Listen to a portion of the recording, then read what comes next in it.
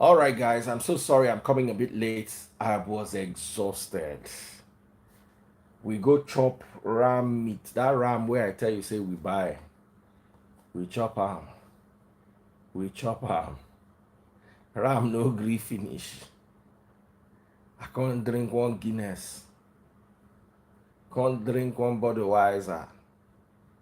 The ram still no gree finish. Ah. Lolandi is my number one gifter. Thank you so much. Guys, follow me on TikTok. If you're watching on TikTok live, follow me on TikTok. Special shout out to you all if you're watching on TikTok. I don't get any energy. We chop that meat, you. We chop that meat, you.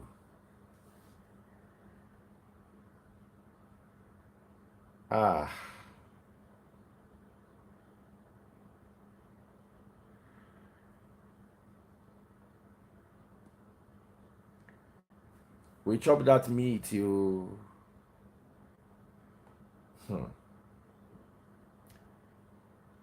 Hey. John has joined us. I want to just put my normal.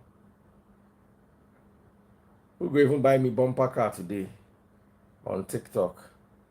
Let me do 20 bumper cars. Oh yeah, that's my target. 20 bumper cars. Rubenite Diamond. My number one gifter. They don't reach number one now. Eze is one, my number one gifter. They're just rising. Follow me on TikTok. Double click the screen. If you're watching on TikTok, just tap away. Tap the screen. Tap the screen. Right now, I'm not live on Facebook because Facebook people know they buy my stars. But TikTok, they try. YouTube, they try. So I'm live on YouTube. If you're watching on YouTube, remember to send the super chats and super stickers. So I'm going to invite John, and we're going to talk about fuel subsidy and its effects on the masses. So, ladies and gentlemen, this topic was selected by our audience. John proposed the topic. Sean Leeds and Folaiton Coca wanted something else, but at the end of the day, they now agreed on this topic. So, make it no vex. I no getting as in. I drink Budweiser, I drink Guinness extra smooth. I be Guinness smooth. I know they normal. Hey, it was so much. The ram was super delicious. Super delicious. The ram was too nice. John, where are you? I saw you log in the other time. Make I invite you. As in my belly still swell. See my belly as it wide. The ram was too nice. If you're watching on TikTok, help me meet my target. I don't even remember what my target be. Egbami, waiting my target. Bumper cars. I'm looking for 20 bumper cars. Daniela Makun, how are you doing? Daniela Makun, how are you doing, my darling sister? All right, an upright man, John Hawkwood. Someone say our pastor don't gauge. Don't gauge you. Alone. If you're watching on YouTube, don't forget to send my super chats. Someone said, who cooked the ram? We brought a malam, and the malam grilled the ram. John, you need to wipe your camera. How you did?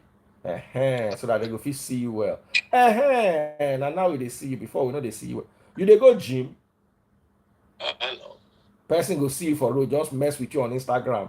Come see you for real life. Come begin to shake like jelly. All right, ladies and gentlemen, today is John's night. So John is going to be talking about. I'm not going to interrupt him except to sell my market. That's all I'll be doing. So he's going to go for 30 minutes, and after that, we'll have a session of questions and answers. Nobody's going to oppose him.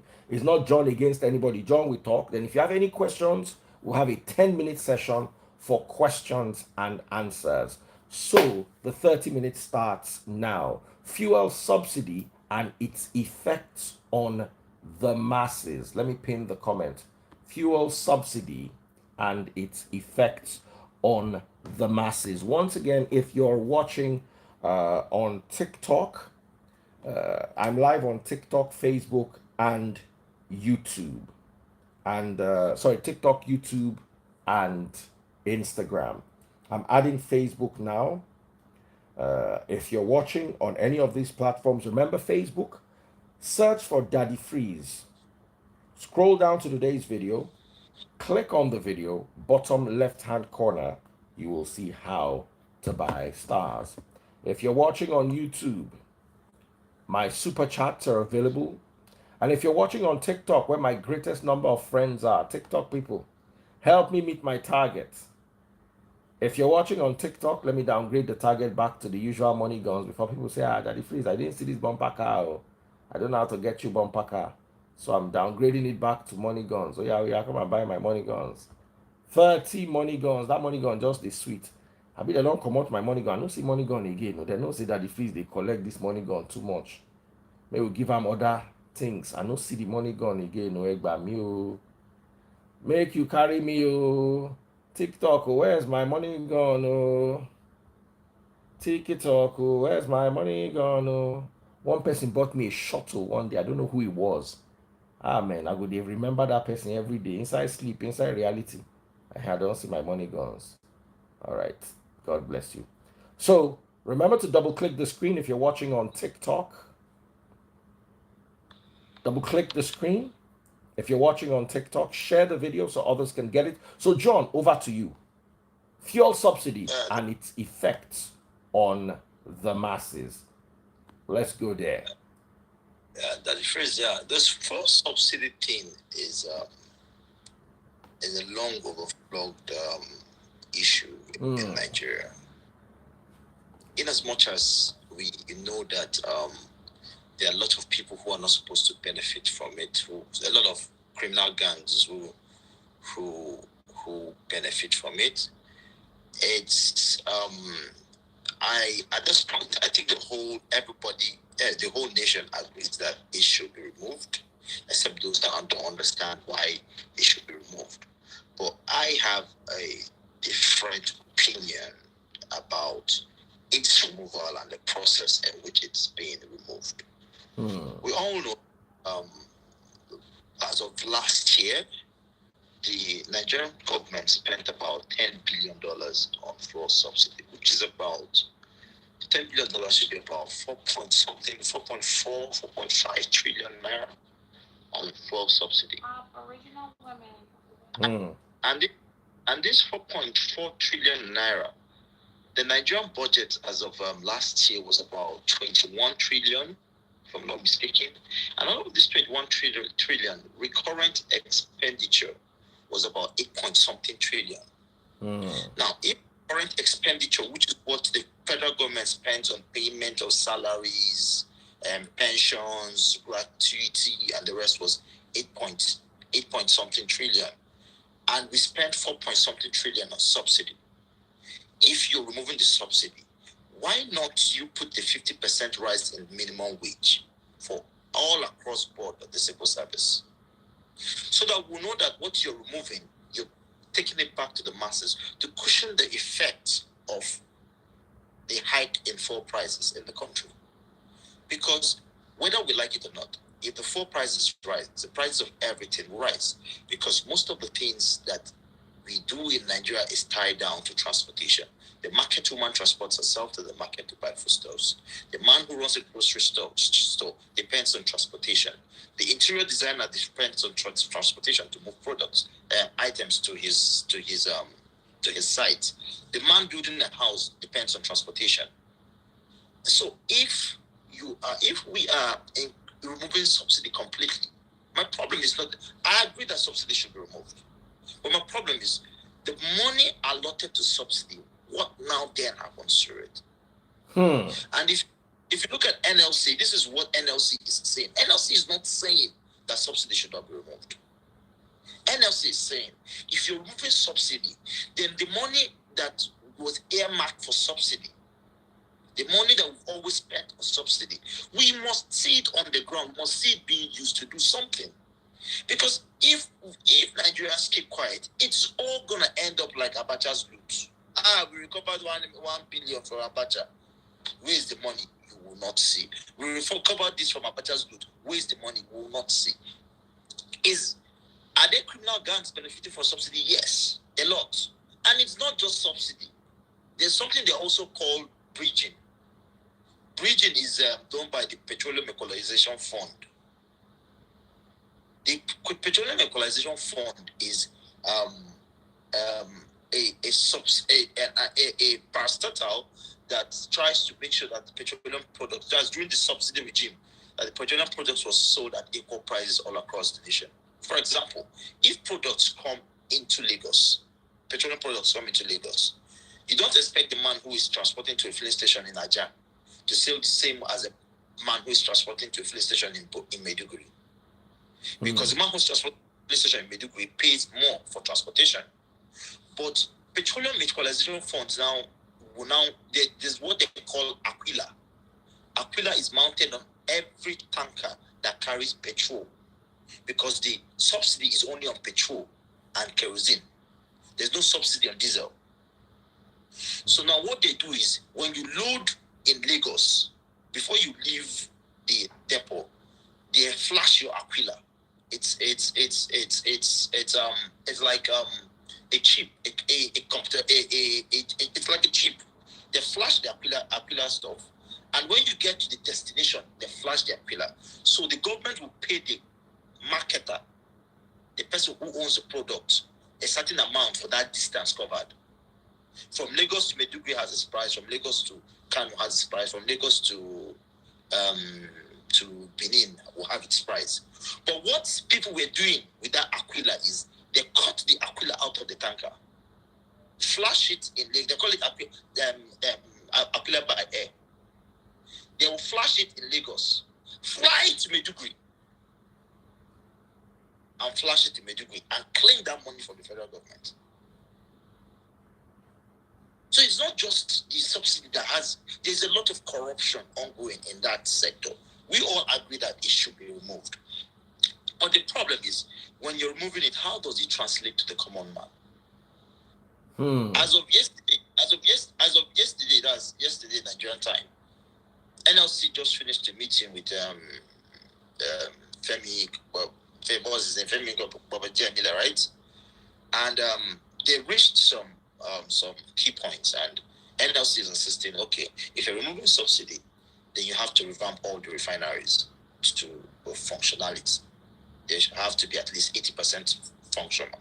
You have to build more roads. You have to do this. You have to do. But my problem is, even if they agree to do all these things, will they do it? My take on subsidy is the federal government can maintain oil subsidy at no additional cost to the Nigerian government. And this is how I propose they could do it. Subsidize crude oil and not petroleum products. Since we already have refineries coming up, Dangote refinery has capacity to do 650,000 barrels a day. 650,000 barrels when refined. A barrel of crude oil is about 176 liters of crude oil. It's going to be 650,000 times 176. And from a barrel of crude oil, you can actually get about 180 liters of petroleum products, of which out of that 180, 45% of it is gasoline. That's petrol. So Dangote refinery at 650,000 barrels can actually, in fact, Nigeria requires about 300,000 barrels to be refined to give Nigeria its daily need of petroleum products. So what can the federal government do? Nigeria has an OPEC quota. Nigeria is part of the it's part of OPEC, Organization of Petroleum Exporting Countries. Now, any country that is part of OPEC sells its crude only to OPEC in the OPEC market. Now, in the OPEC market, Nigeria, countries in the OPEC market are given quotas of what they can sell. Nigeria's quota as of last month was about 1.3 something, 1.4 million barrels per day. So what that means is that even if Nigeria produces 2 million barrels, they can only sell 1.4 million barrels. 600,000 barrels they are supposed to put stock. That's why countries have storage facilities. So what I'm saying is Nigeria can actually ramp up their production above their OPEC quota. If Nigeria ramps up their production above their OPEC quota, that means if our OPEC quota is 1.4 million, Nigeria can actually do, let's say, 1.7 million. The additional 300,000 they produce daily, they subsidize it. If the price of crude oil in the international market is $76, they cut it in half and give it to Dangote refinery at $35, $40. Dangote will refine those products and sell back to the Nigerian people at the subsidized rates. You have eliminated all those marketers completely. And you have subsidized product, and yet you did not stop the country from making its statutory revenue from sales of crude oil. Because it's not difficult for Nigeria to ramp up their production. The major thing, what is stopping Nigeria from ramping up their production is plugging those loopholes of oil thefts. Now, sorry to interject. Two things. One, NLC is planning on going on strike on Wednesday. They've suspended it. Okay. Now, the second thing is, the same problem we are facing now with the marketers, will we not face a similar problem if we subsidize the crude for Dangote? Will 4 years down the line not have people flying with this same thing you say they flash in Abuja, in Lagos, and go and flash again in Kano or wherever it is they go? Because Nigerians are always going to be Nigerians. We like to blame our government, but we are not better than the people in power. And we always find a plug or a loophole in whatever we're doing.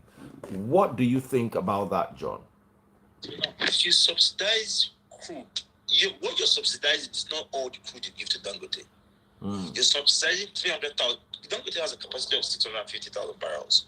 You subsidize 300,000 barrels of crude to Dangote. When there's a chart where you can actually calculate how much PMS, how much AGO, how much DPK you can actually produce from 300,000 barrels. We have a record of the average consumption of Nigerians per day. You tax Dangote refinery. You can actually, just not to make Dangote run a monopoly of it, you can actually do Dangote some and spread the rest of other modular refineries around. When you give him this 300,000 barrels of crude, he is guaranteeing you that he's going to send out X amount of petroleum products into the Nigerian market at this price. So the marketer who is buying from him is buying at that price and is selling at the subsidized rate. That is what we call subsidizing the upstream sector. So we are subsidizing the downstream instead of the upstream. Instead of the upstream.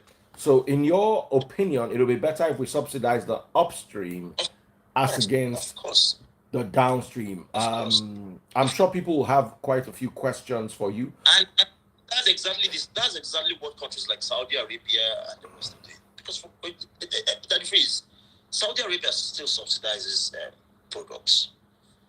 Russia does. Iran does. Iraq does. Venezuela, petroleum products is cheapest in Venezuela. It's about petrol is about $0.004 US. But Venezuela's currency is one of the most useless in the world too. I don't know how they got there. Nigeria's currency is not the best in the world. That's the problem. We are saying that petrol is not. In the US, they buy petrol. They buy petrol for $1.2. And yet, you start selling petrol at $1.1, $1.2 in Nigeria also. The average minimum wage in the United States is $1,500 a month. In Nigeria, it is $70 a month. The average minimum wage in the US. Now let's talk about the effects of the subsidy on the masses, the poor masses. What do you think the effect of the removal of the subsidy as done by the government on the first day of this new government's stay in office? What's the effect on the masses and what's the ripple effect as a consequence? Before I go on that, before I go there, someone said it's $6.5 here. Oga, what people say buy in the US is per gallon. A gallon and a liter are two different things. There are so many liters in a gallon.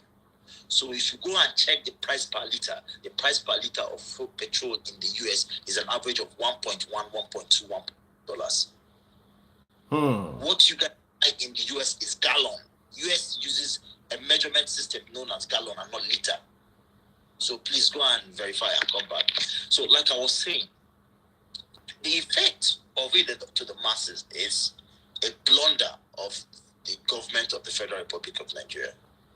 People should not have made that announcement. Because the truth is that subsidy was not removed by Tinubu. President Muhammadu Buhari removed subsidy. President Muhammadu Buhari removed subsidy because in the 2023 budget,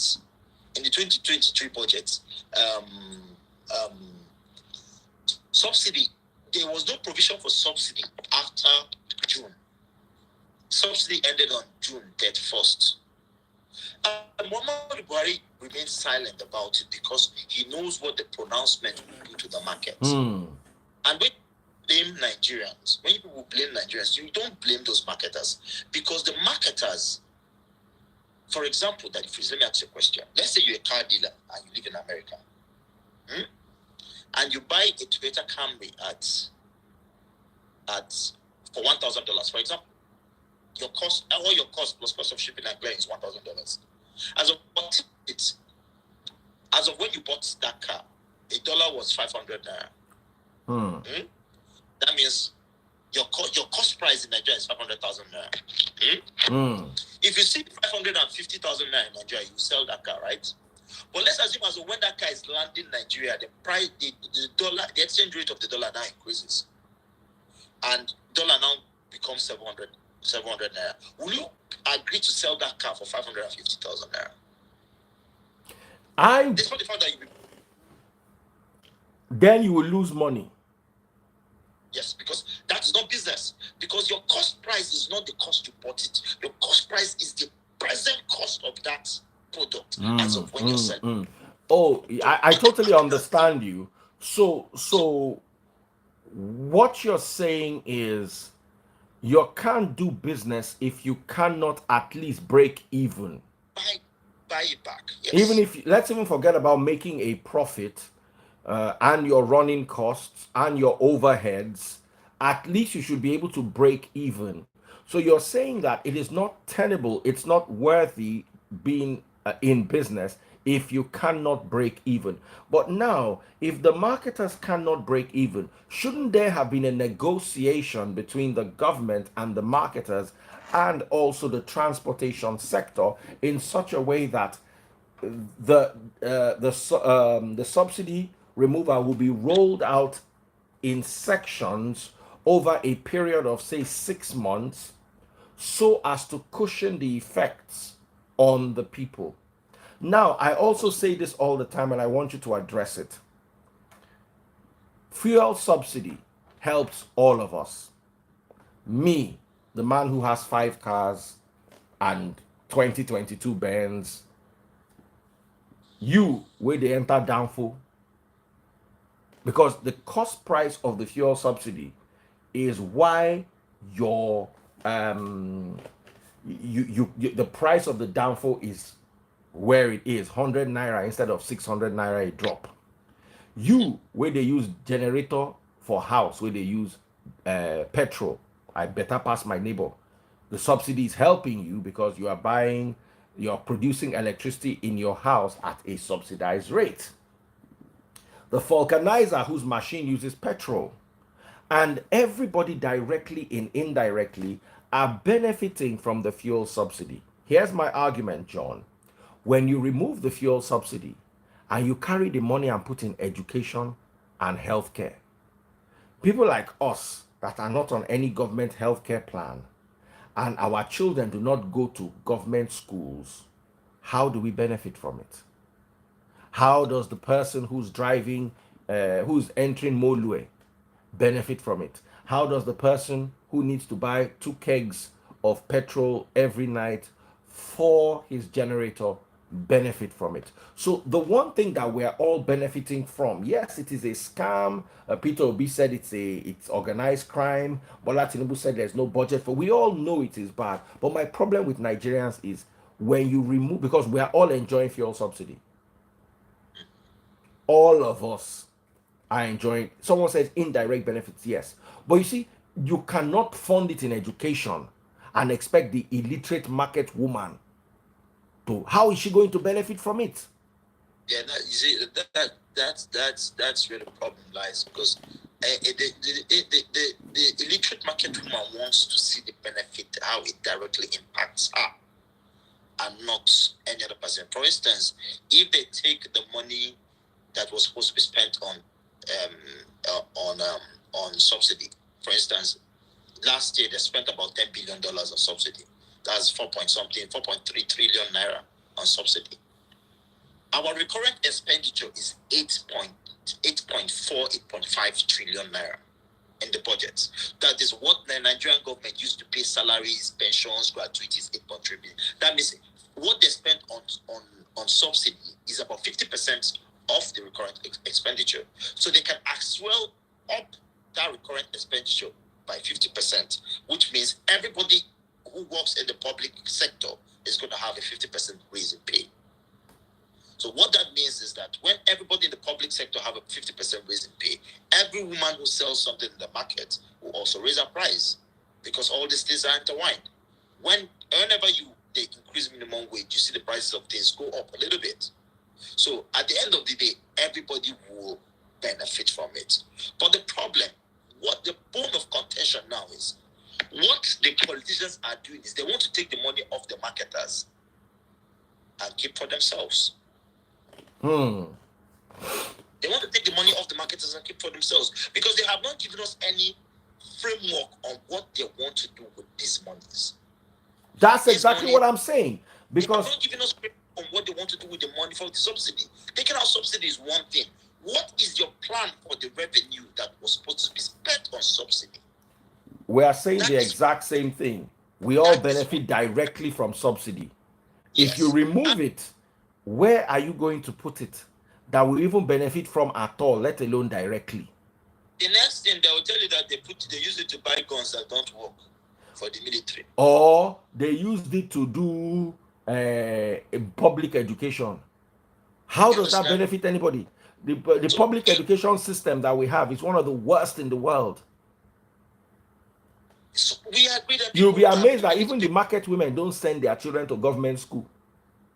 Some of them send their children to private schools. Yeah. But this is another angle. Let's say they take off this subsidy and say, okay, the money that they're taking out of subsidy, we're going to use it to revamp every federal government college in Nigeria. We'll bring it up to world-class standard. It's going to help everybody, because you that you freeze now, instead of sending baby freeze to that private school where they pay 1.5 million naira, you send them to Federal Government College in Chadiki, King's College, Lagos. A lot of us are products of federal government colleges. When federal government colleges. When I went to federal government college, when I was in federal government college, at some point, my school fees was 250 naira. Then my dad could comfortably, as a civil servant, dip his hands in his pocket and pay school fees for his 5 children. But now, no parent can actually do it. We really do, and we don't nearly buy. understand? No parent can actually do it. So if they are baby free school fees is more than 500,000 naira and is in primary 3. Of course. His school fees per term is more than 500,000 naira, and he's not going to one of there are schools of 3 million naira, 4 million naira a term in this Lagos. So when you are living in Lekki and your child goes to a 500,000, 600,000 naira a term school, don't think you are rich. Those of you who, some of you here watching from Benin and from other parts of the world, you say, oh wow, Daddy Freeze, is our school is average.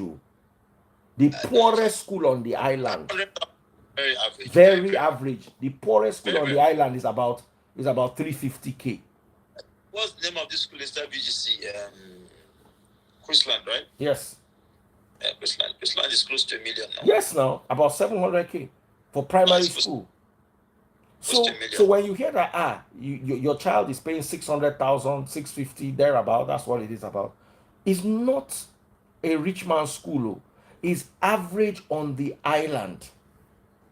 And now imagine secondary school. Now imagine all the kids that go to private universities. You will be amazed how much we spend to educate our children. So if the government can subsidize the education, give Unilag, lift it up to its former glory, University of Ibadan, lift them up to their former glory. But you see, now I now have a problem. And in this way, the effect on the poor is too indirect. You see, if government gave us 24 hours subsidized light, then the organizer gets light, the hairdresser gets light, the market woman gets light, it goes round. Hold on, sorry. When you do this university, there's some people like my mother-in-law who is a pensioner. How does cheap education affect her? It will be over a period. So here's what I'm going to suggest for the poor masses. Yes, education should be subsidized. Electricity should be sorted out within 1 year out of the fuel subsidy money, and there should be food banks for the poor where they can get food at affordable prices. This one when they talk, you don't go walk. Because I don't want, you see, it's going to favor me, it's going to favor you. But that woman where they sell tomato for market, how I want to take favor am. Is that as by electricity, I foresee Lagos having constant electricity very, very soon. Very, very soon. Because President Muhammadu Buhari signed a bill that now permits states to generate their own electricity. And they don't necessarily have to send it to the national grid again. Because before, even if you generate it's more than a certain, I think 1 megawatt or something, I can't remember from the back of my head. If it's more than 1 megawatt, it has to be pumped into the national grid. Then from the national grid, Ogumosho, that's National Control Center, will now decide who to give and who not to give with the power that you're generating in Lagos or the power you're generating in River State. They could decide to give it to Zamfara. So, but now, President Muhammad Buhari has signed a new bill that states can generate their power and transmit themselves. And this Dangote refinery is not just a refinery and a petrochemical plant. It's also a power generating station. Dangote refinery can generate about, I think, 12 to 13, 14,000 megawatts of electricity. And that is more than what Nigeria is generating entirely right now. So with that, if optimized properly, Lagos could have steady electricity. But they're going to pay for it because Dangote is not going to give it to them for free. Power is one thing that is going to be very difficult for you to subsidize. Because if you subsidize power, if you make that mistake, the corruption in petrol is small. Is small because power generation power is divided into generation, transmission, and distribution. 3 different companies. Those that generate are different from those that transmit and are different from those that distribute. There will be corruption in these 3 stages. And you won't be able to control it. So power is not something you want to subsidize. But the only thing about power is it will be better to have other players so that the forces of demand and supply can bring down the prices. Absolutely. All right, guys, if you're watching on YouTube, remember to send the super chats and the super stickers if you're watching on YouTube and you're enjoying the live. If you're watching on TikTok, double click the screen, guys. Double click the screen. And don't forget, help me meet my target. I want 50 money guns. On on Facebook, search for Daddy Freeze. Scroll down to today's video. Bottom left hand corner, you will see how to buy my stars. TikTok people, double click the screen, double click. Oh yeah, double click the screen on TikTok. Share the video. Follow my number 1 gifter. Follow my number 2 gifter. Follow my number 3 gifter. Special shout out for our number 1, number 2, and number 3 gifter, and whoever buys my money guns. Let's make some noise for these people. And now, John, what are your parting words before I start bringing people who ask you questions? My parting words is that Nigerians should be on the lookout. The fight for Nigeria is no longer for anybody, it's for all of us. This is what I have to say. Nigerians should hold their reps responsible. Very responsible. If you have to start writing letters, start writing letters. Because the reason why these guys do what they're doing is because they feel we do not care. It's not everything that is the fault of the presidency.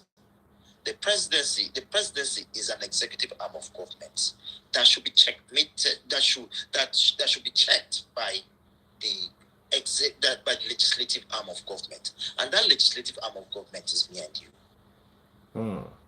That legislative arm of government is me. That's why we have 360 federal constituencies in Nigeria. I am sure that out of these 529 people watching this, if you ask them what federal constituency they belong to, either by origin or by state, that if I can bet you that 80% of them do not know. But you want a better Nigeria. How will you have a better Nigeria when the man you sent to represent you, when the man you sent to be your mouthpiece, you don't even know him, not to talk of holding him accountable? So what I'm saying is, Nigerians this subsidy should let's use it let's use it and put them to test. Nigerians should want to know what every penny that was earmarked for this subsidy, that was saved by not paying this subsidy, was used for. If they have to give us roads, they should give us roads. If they have to revamp our schools, they should revamp our schools. Because, Daddy Freeze, honestly, without the government being actively involved in education, we can never have a reasonable education. Even this 500,000 naira school you sent your son to, Daddy Freeze, I bet you that the teachers that are there don't earn more than 200,000 naira. And to whom much is given, much is expected. My maths teacher, when I was in Federal Government College, Maiduguri, became a director in the Federal Ministry of Education. Those teachers in Federal Government Colleges have a career path. They know that if they do well, if they put in their best, someday they will become a director in the Federal Ministry of Education. So you see them putting their best. They want to climb. They want to rise. They are doing their best. But a teacher that you're paying 100,000 naira, he knows that he can never be the director of the school. He knows he can never be principal. Principal could be director, friend, or brother. So why would I will teach them what I want to teach them. So if the federal government does not actively, I'm not even talking about tertiary education, because if everybody in Nigeria is educated to secondary school level, we won't be where we are today. Truth is that even Aristotle, the first person who defined democracy, was clear that for democracy to work, at least 60% to 70% of the population must be educated. And what he meant by that education is that they must know their right, their civic rights. So if Nigeria cannot get there, let's go back to the military, because this is a waste of time. for a town hall meeting. The guy representing my constituency, Navy South, the federal constituency, Honorable Chris Azulbogu, called for a town hall meeting during Christmas. When I got there, I saw he brought sewing machine, rice, they shared rice in small buckets, and he dropped it. And he came, talked. When he was done talking, he said that let's move to the main agenda of the day, that this is what he came with, blah blah blah. And I stood up and told them, Chris, I don't understand. What do you mean by this the main agenda of the day? You came for a town hall meeting. A town hall meeting is you tell us what you went there to do. We asked you these ones that we sent you there to do. What have you done about it? A town hall meeting is meant to be interactive. People that were there were telling, these people that went to school, keep quiet. Let's share this thing and go. That is the problem. If we cannot be on the same scale, let's go back to the military, because this is a waste of time. This is absolute waste of time, because we need to education. Any government that doesn't focus on education one is not ready to liberate its people. Because if you educate people, they will know their rights. If you educate people, you will take them off the streets. And so that is why I am more focused on federal government colleges, because those schools actually helped a lot. Without those schools, some of us will not go to school. How much my papa's salary now? We go 500,000 pay school fees for 5 children. If you don't let us to the market to go and be trading. So let's try and hold these people accountable. Let's try. It's our right to hold them accountable. It's our right to write just between January and now. I've written Chris Azulbogu with 3 letters. I've written him 3 letters. Let's try and hold these people accountable. If everybody is writing them, they will be on their toes. But when you let me, that is, do you know why the National Assembly don't sit on Thursdays and Fridays? Why? They are mandated by law to sit only on Mondays, Tuesdays, and Wednesdays. On Thursdays and Fridays, they have an allowance to go back to their constituency, meet with people of their constituency, ask them what their problem is, and come back to the house on Monday and deliberate to the house. But all of them, they like on Thursday and Friday with girls with they fly from all over the world. Yeah, those girls go, they tell them what's in the happen for constituency now. That's the problem. That's the problem. And not until we hold them accountable. If we know all these things, we'll be telling them, Chris, we will not fix that home meeting for you on Monday. Do they come? We don't fix that home meeting for you on Monday. Do they come? So if these things need to be, it needs to be an interactive section. They're not there on their own. You have, every constituency has the power to recall its member. By the time 2 people are recalled, the rest will sit up. The rest will sit up. So I really believe that removing the subsidy is a good approach. But my problem is, what do you then do after removing the subsidy? What do you then do? I understand President Muhammadu Buhari did. I'm not APC. I am a proud supporter of His Excellency. I even want to call him President P2B. But if I see the good things that President Muhammadu Buhari did, I will also mention he did well by privatizing the pipelines. The pipelines in Nigeria are now privately owned. Not crude pipeline, but product pipelines. That's PPMC. So what that means is that those privately owned pipelines will at least function optimally.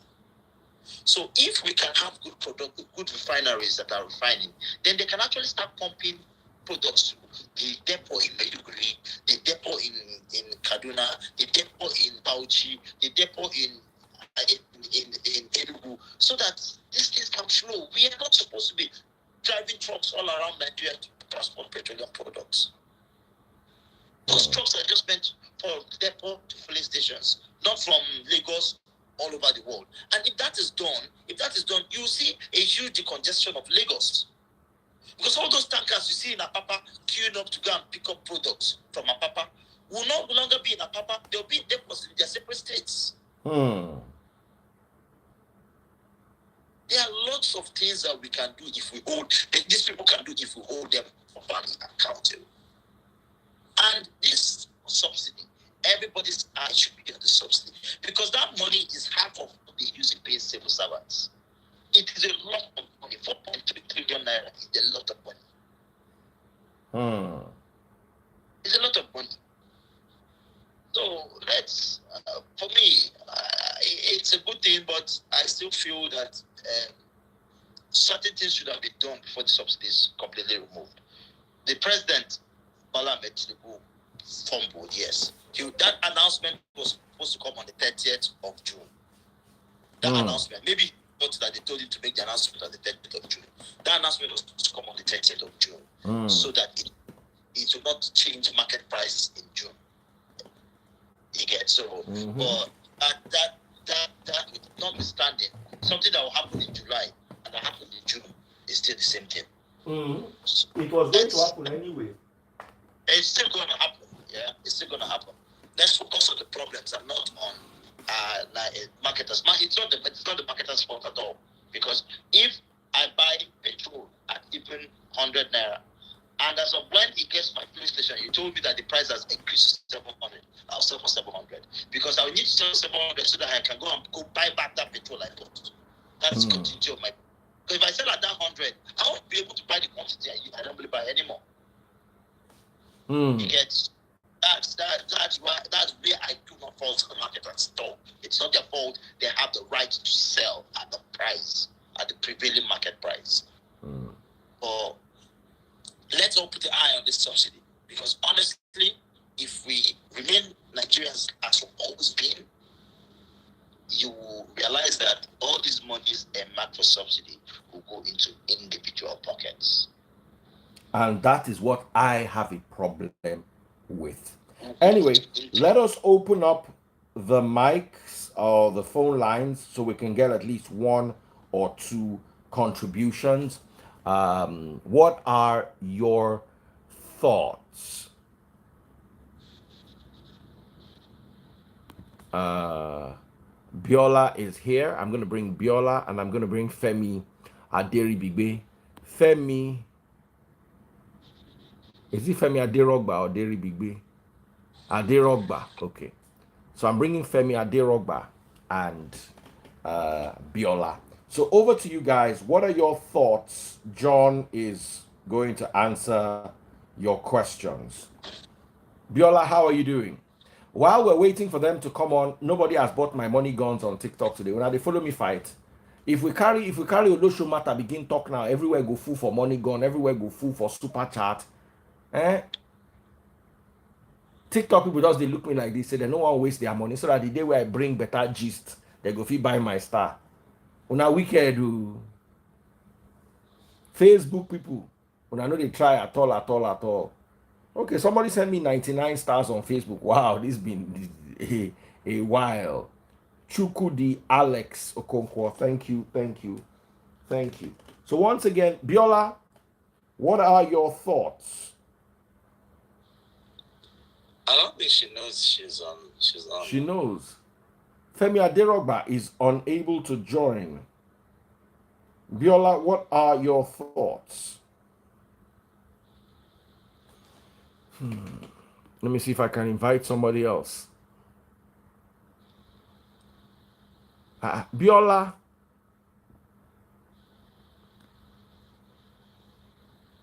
She mute. Biola, you are muted. We can't hear you. While we're waiting for Biola, guys, don't forget to go to Facebook, search for Daddy Freeze, scroll down to today's video, and you will see how to buy my stars. Hey, Diligence Healthcare sent me $1. I wasn't even expecting anything today, so I appreciate you so much. Biola, you're back inside your car. Sorry, I was trying to get into my car. So that Instagram people will be very upset.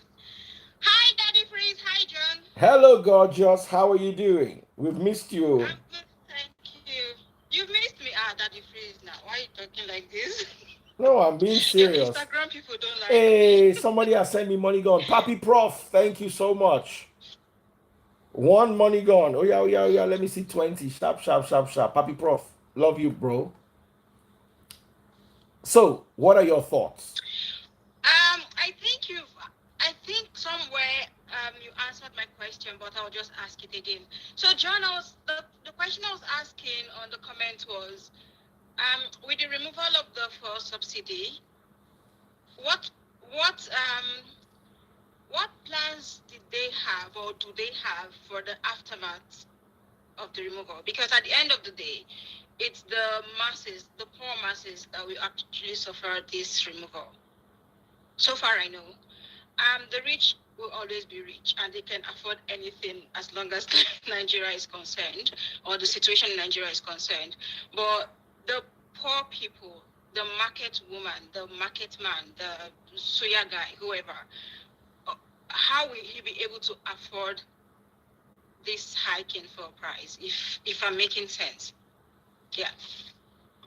They didn't have any plan. Honestly, they didn't have any plan. From the meetings NLC have had with them, it was obvious that they didn't have any plan. Because if they had a plan, NLC shouldn't be the ones telling them, okay, you have to revamp the refineries, you have to invest in education, you have to invest in roads. We want to see those investments separately. Yes, okay, 4.3 trillion, right? That's what you guys spend on subsidy. We want to see the investments at this 4.2 trillion. That's what NLC is asking for. We want to see what you guys will do. Forget about the budget. That's that money, that 4.3 trillion. We want to see what you people want to do with it. If not, we'll embark on a nationwide strike. So apparently they didn't have a plan, because if they had a plan, as they're asking them these questions, they'll be bringing it out. They didn't have a plan. But don't you think, sorry to interrupt you, don't you think that it was too soon to actually, what's the word again, take off the subsidy? Don't you think it was too soon? Do you think maybe an announcement or something would have been made to that effect? The subsidy, was it too soon? I will say no, because it wasn't President Bola Ahmed Tinubu that took it out. It was Buhari. So who did? Buhari. There was no budget for it. From the 2023 budget, this budget for subsidy ended June 30th, sorry. June has 30 days, June 30th. So from July 31st, subsidy was out from 2023 budget. But Tinubu shouldn't have pronounced it. He would have waited till 30th of June to make that pronouncement. So that's my point. But maybe they told him to pronounce it on the 30th of June. He thought they told him to pronounce it on the 30th of April, 30th of May. You know, he conflicts. He's not very sure of dates from what I've seen in the past. So no, yap, our president too. It's a town hall, Bar La Blue, a town hall. Maybe the announcement too early, and this is the effect. So and if you're a marketer, let's be realistic now. Let's say you sell clothes, and there's this top you normally buy for 100 naira, and you sell that top for 150 naira in your shop. And the woman that sells the top calls you and tells you, "Madam, this top, the price don't change, you." And they sell them now 300 naira. Will you still sell the ones you have for 150? Is that question directed to me? Yeah, yes. What's your question? Would I inflate the price or deflate? It does not inflation of price. Let's say you have. Let's say you sell a particular shirt for 150, and you buy that shirt for 100 naira from one woman in the market, and you still have like 10 in stock, and the woman calls you on a certain day and tells you that shirt I sell for 100 naira, I no longer sell it for 100 naira, I now sell it for 300 naira. The ones I have, I'll sell them for the price I got. I mean, for whatever price I've been selling them for. So it's the new product I will actually inflate the prices on. Madam, if you do that, you're not a businesswoman. If you continue like that. No, then now we're talking about greed. Madam, that's not greed. Madam, let me explain. Let me explain to you. No. Now we're talking about. If we're talking about greed, then I would say, I'll have to inflate the prices of all the old stock I've got. Madam, it's not greed. Let me explain. It's greed.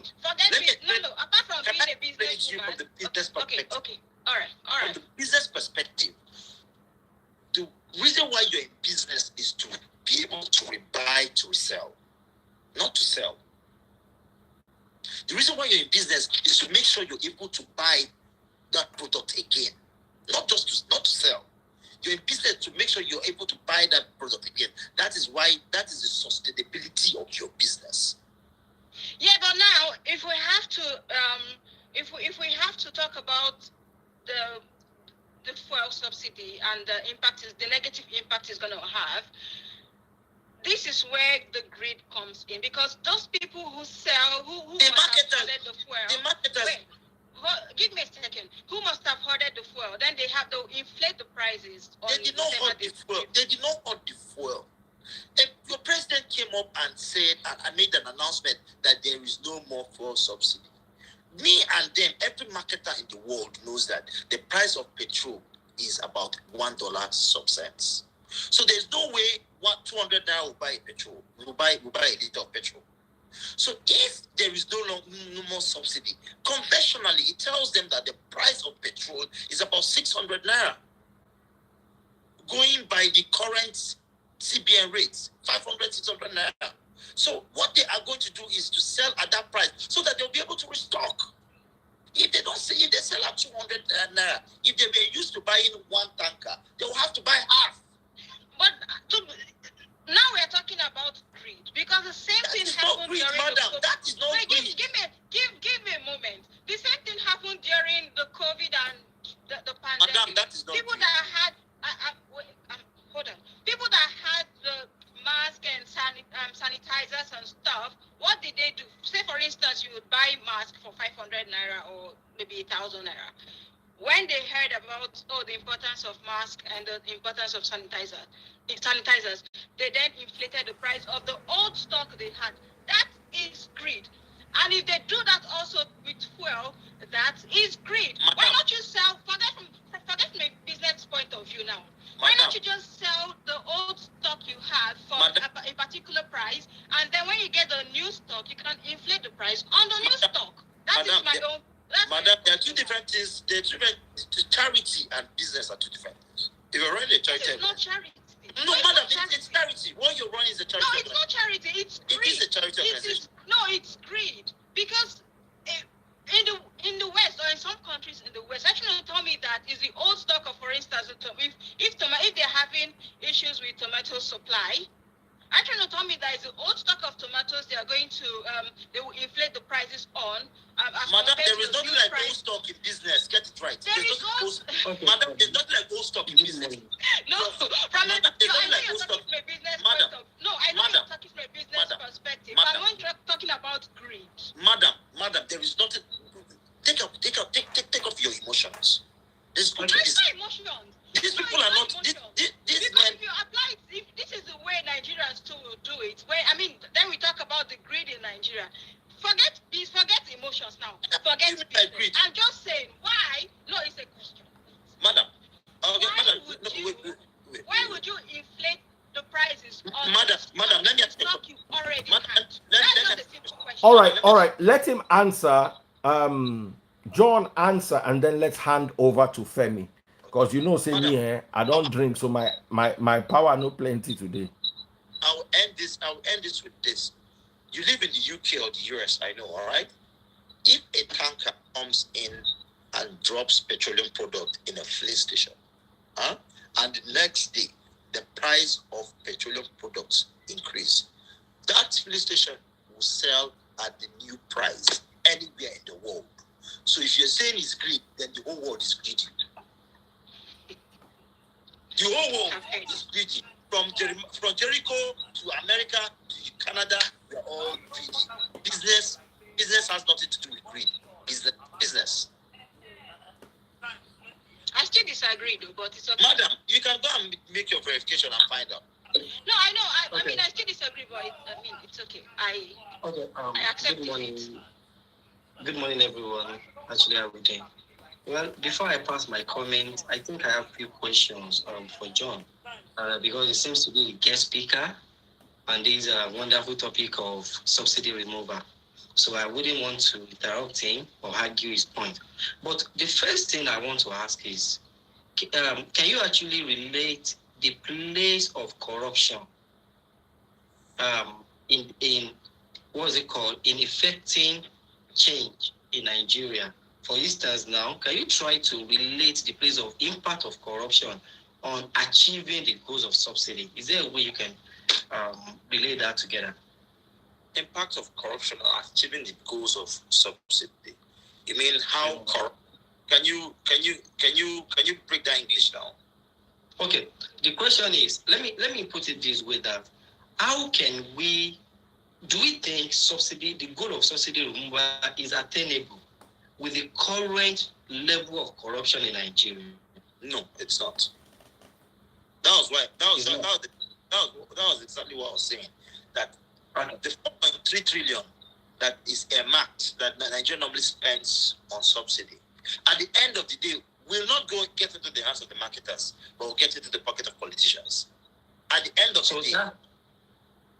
So that automatically means that even if they are removing subsidy, the fund the government actually wants to save is still likely going to go back to the masses, to the corrupt public officials. Is that right? Yes. Okay. Yes. So then, if that is actually the case, do you think this particular goal or this particular agenda should be suspended for a while, or it should just be a permanent policy? Like they remove subsidy now. Should it be suspended for a while, or should it just like, oh, we've done it, let's just do it forever?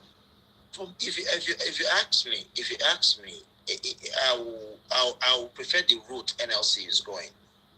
Don't suspend it. Continue with it. But you see that 4.3 trillion naira, you must send us a list of every project it's going to go into. Okay. Now, the next question is to roads. Yeah, you're talking about transparency, right? Transparency. Yes. Okay. But the question now is that if you're talking about inflation, I am so sure that if the federal government would actually have to increase the salary of the workers, it cannot be like 200%, right? So 50% is enough. 50% is not enough. 50%, because 50% is not enough. At least 100%. Huh? At least 100%, in my opinion. 50%.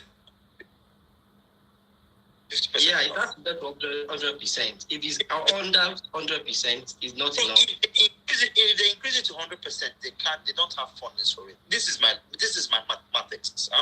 Recurrent expenditure in the 2023 budget was 8.4 trillion. Okay. Yeah, you know what recurrent expenditure is? It's what you use to pay gratuity and all that for just salaries. Yeah. Now, what is spent subsidy 4.3, which is half of recurrent expenditure. So the best they can do is just convert that 4.3 trillion, add it on recurrent expenditure. What that gives is just a 50% markup. Do you understand the mathematics? What that gives is just a 50% market. If they make it 100%, where are they going to get an additional 4.3 trillion to fund that? Okay. Yes, John, so I'm just being logical. John, I have a question. So you're saying that? Okay, you can ask your question. Okay. John, are you in support of the subsidy removal? Yes, I'm in support of the subsidy removal, but what I'm not in support of is what they will do with the funds. Okay, the second question I have from the subsidy. The second question I have is, when are Nigerians expected to see the positive impact of the subsidy removal? 10 years time. The truth is that we might never see it. We may see it, but just like it's going to take time. We might never see it if we allow them to pocket that 4.3 trillion. That 4.2 trillion, that was, in fact, it would be worse even if we allow them, because the truth is that even when it was going in there to the hands of the marketers, out of that 4.3 trillion that is being paid as subsidy, marketers will chop like 1.3 trillion or chop like 2 trillion. Still, because they still subsidize some. Where me and you, they buy for police station. But the problem is that with this one, that money, if we don't pay attention to details, that money will go to houses in Dubai, houses in the US, houses in Canada, houses all across the world for politicians, their families. John, don't you think that the moves of the NLC leaders and the NLC member is political in nature? Because Peter Obi, you know the NLC, the agenda and the idea of NLC actually circular with that of Peter Obi. They were obedient in that last election. And they were there when Peter Obi was saying that he's going to remove subsidy immediately. Yes. And they never react to that. But why is it now that someone, he also said, which is Ashwaju also said that, if whether you protest or you don't protest, I will remove subsidy. You know, these are two statements. Remember that when His Excellency Peter Obi, before he released his manifesto, his official manifesto, he consulted with NLC, which is a right thing for every presidential candidate to do. Speak with the people. He consulted with NLC, and those conversations were done. Peter Obi in his manifesto told them what he will do with every penny saved. Okay, let me come in there. Let me ask you this question. When was the 2023 budget implemented? When was it implemented? It was February or so. No, it was toward the end of the year. Sometimes around August, September. Now, and Ashwaju came to make to make announcement of what was done in September. So that means that the subsidy has actually been removed. Of course. Even while why Peter Obi is actually consulting with the NLC leaders and the member. So this automatically translates to the fact that even if Peter Obi has been the president, he will also be the one making the announcement. Yes, he will be the one making the announcement, but so that means that he will not have wait. That means that he is not going to have plans in place to actually absorb the shock effect of the subsidy removal. Listen. If Peter Obi was the president, that announcement would have come differently. Peter Obi would have told them, we are taking our subsidy. This is what we are going to save from taking our subsidy. This is where it's going to go to. This is where it's going to go to. This is what we're going to use it for.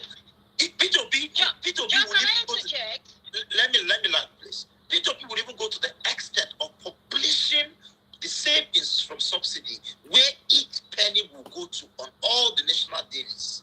For every Nigerian to see, if that was done, you will see tension would have died down. Okay, if they want to use and build roads for us, no problem. Okay, if they want to use and revive federal government colleges for us, no problem. Yes. Well, I disagree actually. Because the reason why I disagree is this. Once a budget has been implemented, that budget has to be followed for that year. That means that if the subsidy is removed, the first thing that will first happen is still that this current price, hike in oil price we're having now, we will also experience it instantly. So there is no way Peter Obi can as well effect a new policy of salary increase without passing through the Senate and the legislative house. About salary Femi, you know how a budget works. In a budget, you have budget surplus and budget deficit. Mm-hmm. Our budget for 2022 was about 21 trillion. Out of that 21 trillion, we had a deficit of 10 trillion. But if I actually going to give a scorecard for who answered that question best, without being political here, just being objective, not political. I'm still saying that statement. It's still Atiku. And this is my reason. They asked 3 people different questions. Look at the first answer of Ashwaju. The answer of Ashwaju. Ashwaju said, whether people like it or not, he will remove subsidy. Whether they protest or not, he's going to remove subsidy. And he said subsidy is a scam. They asked Peter Obi. Peter Obi said subsidy is an organized crime. Immediately he becomes the president, he will ensure that subsidy is removed immediately. When they asked Atiku this question, he said subsidy removal will be in stages, just like he has been doing it. And if it must be in stages, the first thing he has to do is to consult the NLC leader and the other public public stakeholders, the stakeholders, before even proceeding with subsidy removal.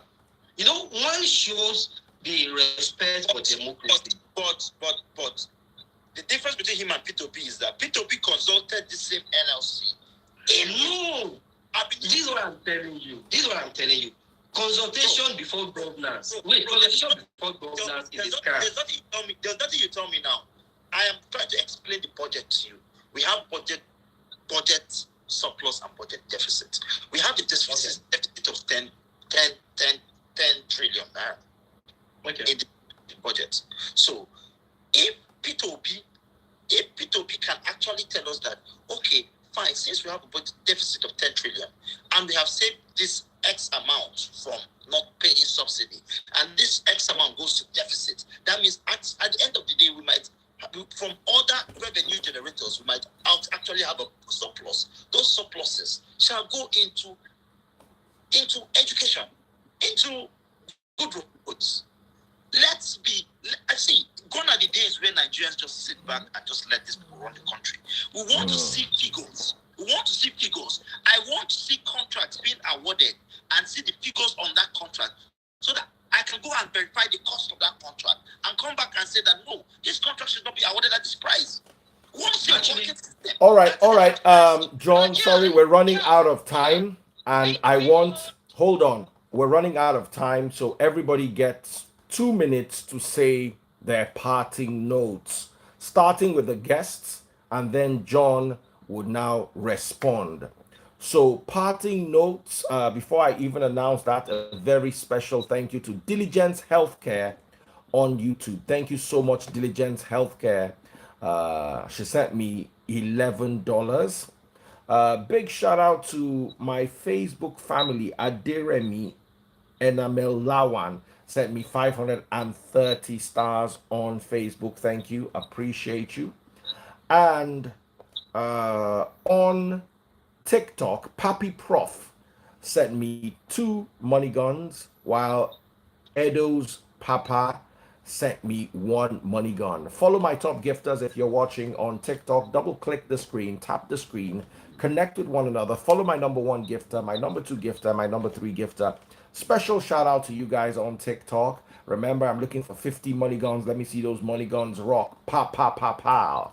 All right. So over to you, Biola, your final thoughts. Okay. John, I've heard all you said. I love your analysis. I love your knowledge. Everything sounds really good. I'm not very vast with politics, but it's just quite interesting hearing about the subsidy and all that has been going on behind the scenes. But then I have a question for you, John. How or when do Nigerians hold this the president? When would they hold them accountable if they don't see positivity from this outcome? You can start holding them accountable now by holding your House of Reps members accountable. If you hold your House of Reps members accountable, those things you want the federal government to do, those things you want them to do, put them on a to-do list and send to your House of Reps members. Mobilize yourselves. Have a constituency WhatsApp group. Like my constituency now have a constituency WhatsApp group. Navy South, Navy North, and the Kusiko Federal Constituency. We have a constituency WhatsApp group. We talk all the time on the constituency WhatsApp group. So now, we want to invite our rep into that WhatsApp group. We want to make it easier for him. He doesn't have to travel from Abuja to the east every weekend. We will delegate one person from each community in those 3 local governments. They will have a private WhatsApp group with him. They'll be discussing with him. We will be telling them what we want. They'll be telling him what we want. And if he does not do it, we will call him back. No cap. It is no longer business as usual for us. And this is what I expect everybody to do. For the sake of Nigerians listening, how soon can they start up this follow-up? Okay, we are not hearing anything from you guys from the House of Rep or wherever. How soon do you expect, or do you want Nigerians to follow up their leaders and ensure that they do the things right? This is the last question, I promise. If you write a letter to your house, if for instance, my constituency is 3 local governments. If those 3 local governments get enough signatories from every youth leader of all the communities in those 3 local governments and send that letter out to the House of Reps member. Well, if I was part comment, I would say that I want every Nigerian at home and abroad to know that the Nigerian political environment is super complex. It cannot be simplified, using social media concept. Because number one, the real voters in Nigeria are the masses, the uneducated masses, people that don't even go to school but are very poor, people that can actually be manipulated. These are the set of people. Don't you guys that on last election? No, it happened eventually. Who won? Who won? Wait, it happened. John, it happened eventually. Let me, whenever people say this, I say that this is what the politicians used to deceive us. You cannot tell me that the real voters are in the villages when the urban areas have more population. Can I buttress my point? No. All right, we're rounding off. So Femi, this is within your 2 minutes. You have 1 minute left. Femi, you have 1 minute left. Okay, John, let me round up. Like I said, the Nigerian political environment is super complex. If you want to effect change, know how to make your way around it and to make your contribution. And regarding the subsidy removal, I will say that it's actually a good move, but in the wrong time. Why? Because the microeconomic indicators are all red and not green. And this can actually have a drastic effect on citizens. But I will say that Nigerians should know now that there is inflation in the country. The best way to handle this situation is not to come on social media to actually rant or to complain. It's rather to step up your game. If you are running a business now, try to diversify your source of income so that you can have double business. If you are doing one job right now, look for a way that you can actually have another source of income. This is the only way that we can actually solve the issues of inflation coming through the subsidy removal. That would be my submission. Just to Nigerians, let's allow the politicians pocket the money and let's go and do 2 jobs and survive. That's what just told John, your 2 minutes as you officially round off. Femi, my 2 minutes are going to use it on you. What you actually just told them that let's allow the government pocket this 4 point something trillion naira. When they finish pocketing it, let's go and be doing 2 jobs and be doing keke, diversify our source of income and survive. There's nothing we can do about it. Femi, I need you to stop listening to these politicians that you're listening to because they drive your mind towards the direction of take your eyes off us and focus on something else. Let's loot the money. It's no longer going to be business as usual. That was why we wanted an OD, and that is why up to tomorrow I still want an OD. I don't want it. Try to come to Nigeria for tourism. Political tourism. I think what John is trying to say is we should learn to hold our leaders responsible and accountable. I think that's the long and short of this whole story. My last word is, Daddy Freeze, thank you for this wonderful life. John, you spoke really well. I learned a lot. Although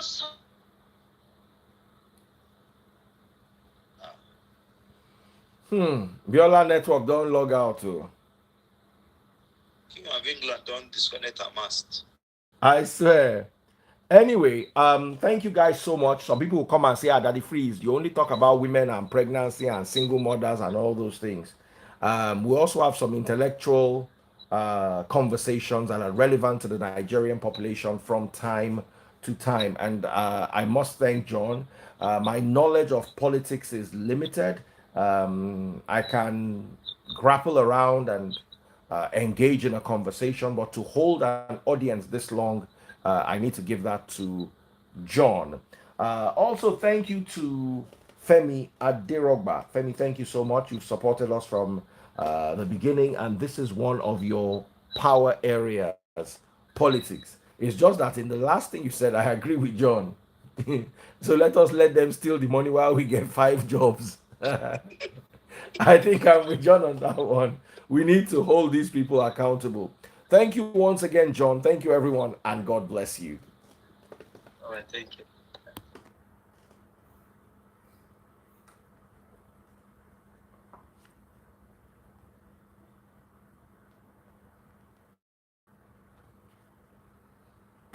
Thank you so much to those who got me stars. Big shout out to Olamide Agumbiade. Olamide Agumbiade, thank you so much. Olamide Agumbiade. And everybody else who got me money guns, thank you. Thank you all.